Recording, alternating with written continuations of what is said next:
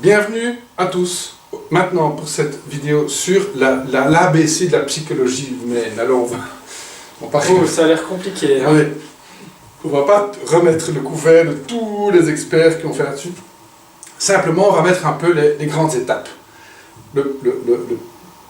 Comment dire, le putain de facteur humain, PFH, putain de facteur humain. Ou le précieux facteur humain. Précieux, ça dépend. Voilà. Comment ça fonctionne et comment ça se fait que c'est si dur et que parfois on a la tête si dure. Nous, en premier, déjà, ceci fait partie de la vieille garde, donc tout ça n'est pas simple. Comment est-ce qu'on passe d'un niveau de conscience à un autre pour permettre cette transition? Comment ça se passe? L'ABC. Alors, tu l'auras deviné, tant qu'on n'est pas obligé de se bouger les petites fesses. Bah non, je serai chez moi. On reste chez nous, on ronronne le train-train, on n'a aucune raison de sortir de sa zone de confort, de se mettre en danger. Aucune raison, tant qu'on n'est pas obligé de le faire. Qu'est-ce qu'on constate aujourd'hui, quand on regarde autour de nous? Les gens, nos parents, nos cousins, nos enfants, nos voisins, nos machins, que c'est de plus en plus, on est mis en danger, on est mis sur la brèche, on est mis dans des situations qui nous obligent à sortir de la boîte, à sortir de sa zone de confort. Par exemple, on se fait virer, faillite de l'entreprise, restructuration, séparation, accident, maladie, etc., etc. Ce pétage de plomb, le burn-out a doublé depuis la loi de prévention contre le burn-out, il faut le faire. Il n'y a jamais eu autant de dépression, il n'y a jamais eu autant de... Tout ça est en augmentation, donc on le voit. Il n'y a pas un dans notre entourage proche, et nous-mêmes, on est tous impactés. Donc, c'est ça justement qui va mettre en route ce changement. Et le fait qu'on n'est pas plus loin maintenant en 2019-2020, comparé à tout ce qui s'est passé depuis 10 ans, depuis Kyoto finalement, 1992, c'est parce qu'on s'accroche de façon frénétique au peu de certitudes qui nous restent. Donc,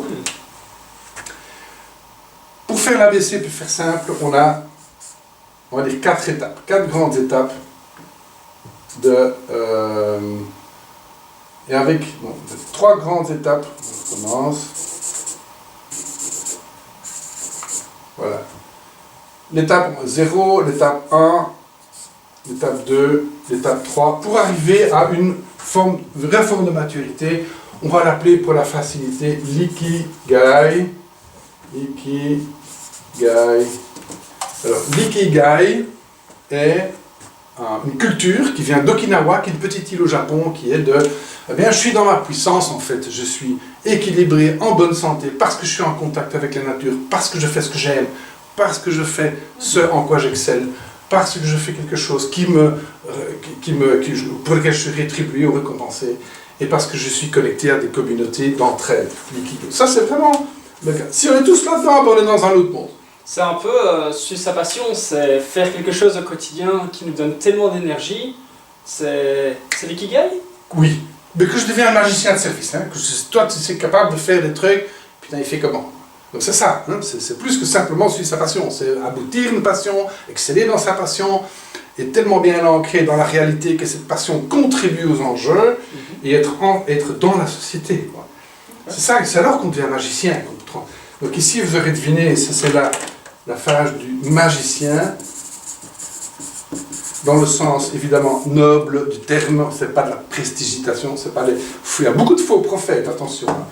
Il y a très peu de gens qui arrivent là, mais en grosso modo, c'est ça auquel on aspire. Ici, la phase 0, j'ai envie de dire, c'est la phase avant de commencer ce vrai chemin de quête personnelle. Avant de commencer ce voyage du héros. C'est je tourne autour du pot parce que j'ai peur de me mettre en danger et d'entrer dans la forêt vierge qui est ici. Cette forêt d'abondance, mais également dans cette forêt vierge, il y a également des, pas tous à la fois, animaux sauvages. Ok. Okay. Ici, on a peur et on tourne en rond en fait. C'est un peu comme quand on dit qu'on a l'intention de faire quelque chose et puis qu'après 1 an, 2 ans... Il se passe rien. C'est le 3e nouvel an que je me dis que je vais le faire, j'ai toujours pas fait. C'est ça. Ici, on tourne, alors autant dire 97% de la population se trouve ici, on dit que, et on se plaint que, et c'est la faute de l'autre, c'est la faute du patron, c'est la faute du conjoint, c'est la faute de papa, maman, et donc, du coup, on n'évolue pas en fait, parce qu'on met la faute chez l'autre. Donc, on enlève cette possibilité d'évoluer, puisque c'est la faute de l'autre, donc c'est lui qui a contrôle sur nous, sur notre évolution, notre bonheur, t'imagines, comme c'est con. Donc, tant qu'on ne fait pas ce choix ici, je vais le mettre en rouge ici, ce choix inconditionnel, ça veut dire que je ne mets pas de condition à ce choix d'aller vers ma propre vérité, de vivre pour moi, pour ce que moi j'ai envie, besoin, pour ce pourquoi moi je suis fait. Hein, c'est ça l'aventure du héros. L'aventure du héros qui va vers sa propre vérité, qui va chercher son Graal, hein, qui va chercher son sabre magique, qui va trouver la clé magique de sa propre vie. C'est toute une aventure, hein, parce que il se passe des choses hein, ici. Donc, tant qu'il n'y a pas ce choix, on va continuer à tourner en rond. On ne va pas avancer. Status quo. Et on restera dans ce niveau vibratoire d'hier, qui est un niveau vibratoire de dépendance, de non-autonomie et donc de non-réalisation. Eh ben, je vis pour les autres et c'est les autres qui me dictent ma vie. Est-ce que c'est ça que tu as envie? Ça a l'air un petit peu ennuyant, quand même. On n'a pas envie de ça. Hein. Mais bon, donc faire ce choix inconditionnel, ça veut dire j'y vais. Whatever it takes. En anglais, quoi qu'il arrive, j'y vais et je vais prendre des coups de griffe. C'est pas grave. Je ne suis pas tout seul, parce qu'ici, quand vous entrez là, vous allez être aidé. Ce voyage du héros, si vous avez fait ce choix inconditionnel, vous devenez l'apprenti, c'est-à-dire un peu le Harry Potter qui va à l'école des sorciers. C'est ça, en fait. On part là, ça j'achète mon ticket. Le choix, c'est acheter son ticket pour l'école des sorciers, en fait. Pour devenir ce héros, ce magicien, Ikigai, cette puissance. Et tu es en train de dire qu'ici, je deviens l'Harry Potter, donc c'est pas moi qui choisis la baguette, mais c'est la baguette qui me choisit, en fait, en quelque sorte. Exactement, elle va venir à toi. C'est en forêt, il faut aller en forêt pour ça. Il faut d'abord choisir d'aller en forêt. Il faut acheter son ticket. Si vous continuez à tourner autour du pot, et je sais qu'il y en a beaucoup qui nous regardent qui vont continuer à tourner autour du pot, et c'est pas grave, c'est normal, parce qu'on a peur, vous n'allez jamais trouver cette baguette, elle ne va pas venir toute seule à vous. C'est à vous de faire ce choix. Ce choix, on peut le faire jour après jour. Mais une fois qu'on l'avait fait, vous n'avez plus retourner. C'est fini. Une fois que vous êtes rentré, c'est taillot, on y va. Comme dans Matrix, tu passes derrière le miroir, vous allez vers la conscience, vers votre propre réalité. Plus moyen d'aller, de retourner. Alors, ce qu'il faut pour passer de l'étape 0 à l'étape 1, c'est comprendre ses peurs, en tout cas les lister, et dire « Ok, c'est pas grave, j'ai peur, oui. Je le sais, mais j'y vais quand même. » Je saute dans la fac, pouf, et je vois ce qui se passe exactement. Ok. Alors, c'est pas grave de tout gérer toutes ces peurs, c'est pas grave d'avoir peur, c'est surtout grave de ne pas faire ce choix. On ne fera pas l'économie de faire ce choix. Quand on dit jugement dernier, ben c'est jugement premier. Si je reste dans mon jugement premier, j'évolue pas. Quelque part, il y a un moment, on va dire, ok, mais t'as fait quoi de ta vie, quoi, hein? Est-ce que t'as contribué avec le meilleur de toi au monde, ou est-ce que t'as toujours eu peur de faire, hein? C'est ça, en fait. Hein? Alors, on ne pourra pas aller dans tous les détails de la feuille de route, si ce n'est que, une fois qu'on devient apprenti, eh bien, on n'est plus seul. Vous allez reconnaître des gens qui vont vous aider. Vous allez aussi devoir, comme un oignon, enlever couche après couche de vos souffrances, de vos peurs, de vos tristesses, de vos colères, de votre passé. Ça a l'air de faire mal, tout ça. Ça fait mal, ça fait flipper, mais c'est ça la guérison. Alors, avant que ça se mette sur un organe, le foie, les reins, les poumons ou le cerveau, tant qu'à faire, gérez ça avant que ça se manifeste sur votre corps physique. Tout ça, c'est dans l'invisible, dans un sac à dos invisible, mais jour après jour, ça va devenir de plus en plus lourd. C'est comme si j'avais un sac à dos rempli de pierres brûlantes, ouais. Et que petit à petit, je les retire une par une avant qu'elles me brûlent le dos ou un autre. Non seulement tu vas les retirer, mais tu vas les sortir, les regarder une à une en disant en quoi ça fait sens. Qu'est-ce que ça m'a invité à développer comme qualité intérieure que d'être mis en grand danger quand j'étais petit, que j'étais mis en situation de séparation, de machin. À quoi ça m'invite à l'intérieur?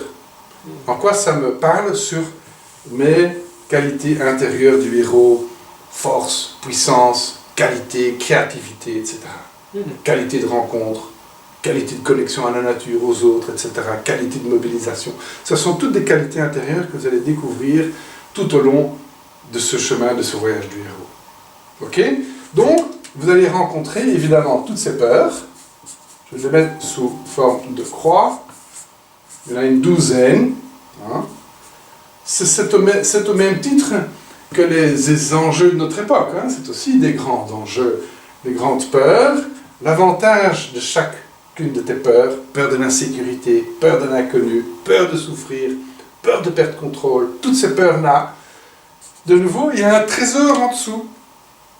Encore? Oui. Il y a des trésors partout. Il y a des trésors partout. Il y a 12 trésors. Il y a 12 trésors partout.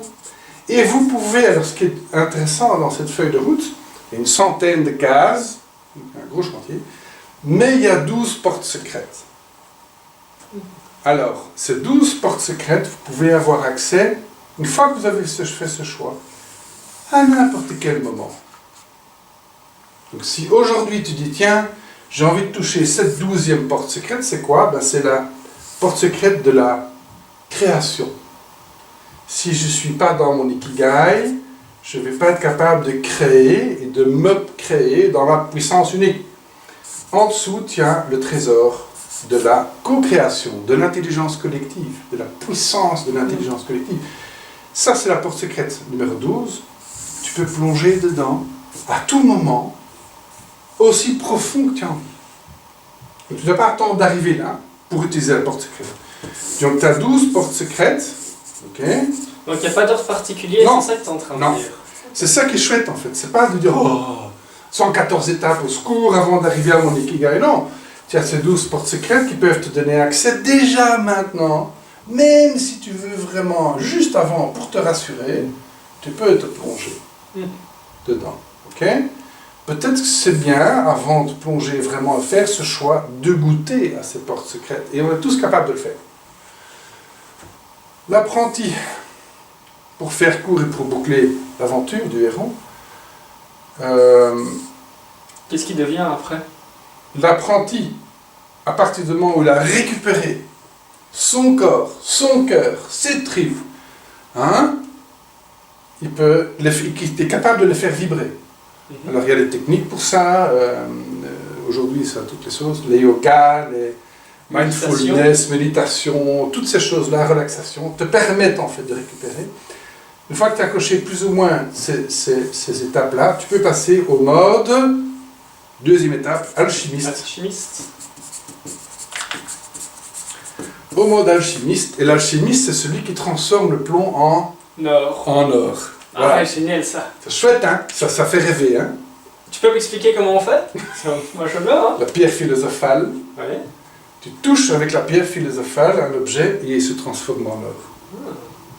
Alors la pierre philosophale, ça fait que j'ai un peu étudié la question, elle est là. C'est-à-dire que dans ton cœur, si au moment où tu deviens alchimiste, c'est ta propre attitude qui va changer l'événement. Si tu es dans une attitude cohérente, intégrée, ouverte, tu vas changer la réaction, changer le déroulement des événements, qui sera négatif vers quelque chose de positif. Je suis sûr que tu as plein d'exemples.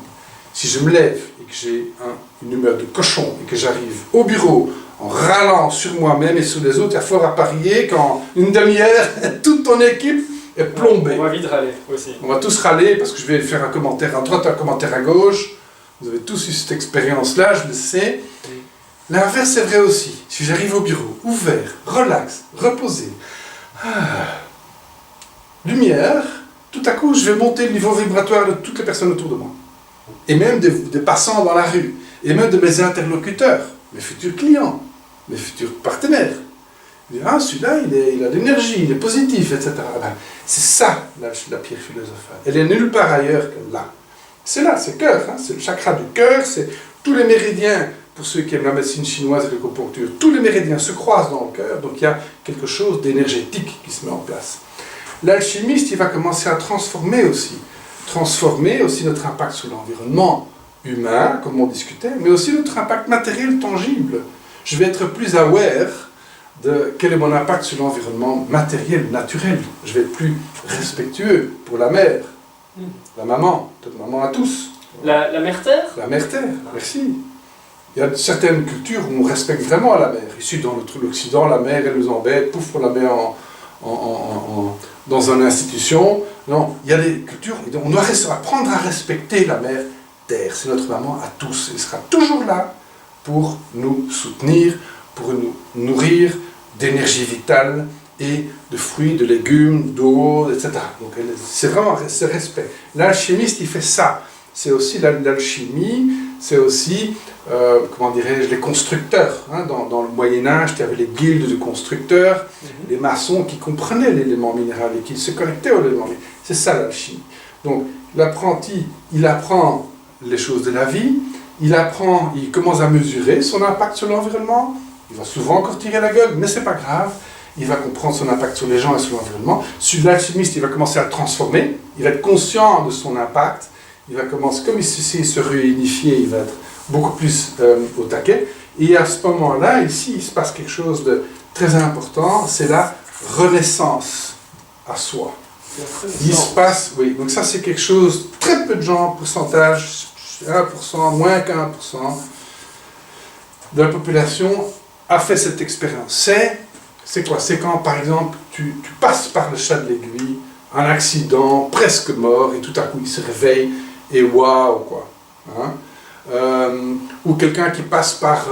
il fait faillite, il a tout perdu, il se retrouve dans la rue, sous les ponts, tout à coup il voit la lumière, et il y a quelque chose qui se passe d'ordre d'une vraie renaissance à soi-même, et il y a un avant et un après. C'est quelque chose d'exceptionnel, et je veux dire, j'y suis pas encore, je l'ai touché du bout du doigt déjà quelques portes secrètes, mais vraiment renaître à soi-même, c'est comme chenille papillon. C'est comme serpent qui lâche vraiment sa vieille peau et qui entre dans une vie nouvelle. Okay? Et là, tu vas pouvoir, en tant que magicien, réellement exceller dans ce que tu fais, transformer l'ombre en lumière, en fait. La tristesse en joie, la colère en confiance. Transformer aussi les déchets en valeur, parce qu'on va parler de business très terre à terre ici. Hein? Comment on va faire pour transformer les déchets, la pollution en... Ça, c'est vraiment le magicien. Et quelque part, nous sommes tous invités à devenir magiciens. Et l'énergie du moment nous aide énormément. La conscience collective, elle va très vite. Hein. Elle évolue extrêmement vite. Et pour autant que vous vous connectiez à vos îlots de résilience, à vos tribus, et que vous choisissiez les tribus les plus élevées au niveau de la vibration, au niveau de la conscience, au niveau de cette puissance en fait de la tribu, eh bien, plus vite vous allez pouvoir évoluer ici. Ce qui est important aussi, Benoît, dans les tribus, c'est que vous n'êtes plus seul.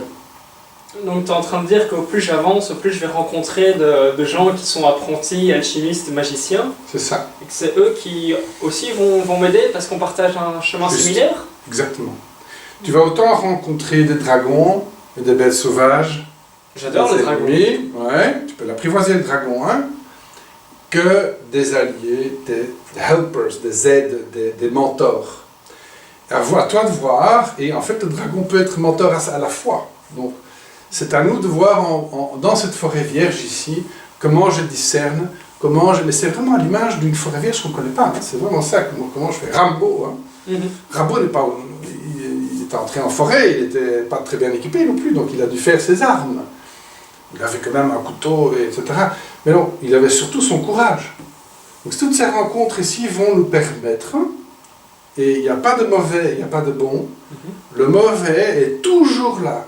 L'épreuve, aussi dure qu'elle soit, est toujours là pour nous faire émerger à quelque chose de proportionnellement égal de puissance. Il y a des gens qui traversent des choses effroyables, eh bien, c'est toujours à la clé, à la sortie, la valeur qui est en face est aussi grande et proportionnelle avec l'épreuve. C'est un peu comme...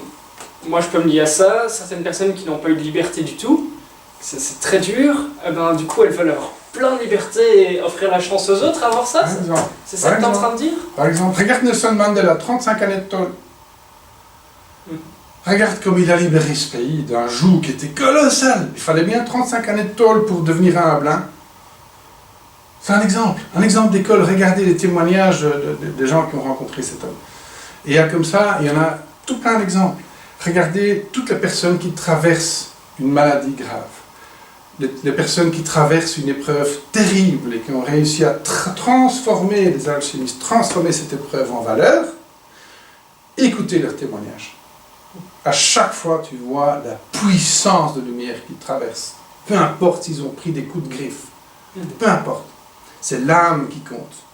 Qu'est-ce qui pulse comme vie à l'intérieur et qu'est-ce qu'on peut apprendre des uns des autres et surtout des gens qui ont traversé quelque chose de difficile. Et donc pour la faire pulser, j'identifie mes peurs et j'ose faire le choix d'aller plus loin. Voilà. Chaque peur est une invitation à découvrir. Chaque peur et chaque épreuve est une invitation à plonger infiniment profond dans cette intériorité, dans cette conscience, dans cet intangible. Donc ça veut dire que le tangible, la chemise, le fric, la bagnole, tout ça est évidemment les apparences. Et comment tu plonges derrière les apparences? Tu peux plonger infiniment plus profond dans une apparence que de devenir propriétaire de la dernière Porsche ou Ferrari. Même si c'est gai à un moment. Non, par contre, plonger dans la rencontre, dans la qualité de rencontre, plonger dans le sens de la vie, plonger dans cette puissance de la liberté. Tu peux plonger aussi profond que tu as envie, tu n'as jamais fini. Tu n'as jamais terminé. Chouette. Voilà plus ou moins l'aventure auquel nous invitons, nous invitons nous-mêmes, c'est jamais fini, et nous invitons vous. Et rejoignez votre tribu et bonne aventure. Hein? Bonne aventure! Salut!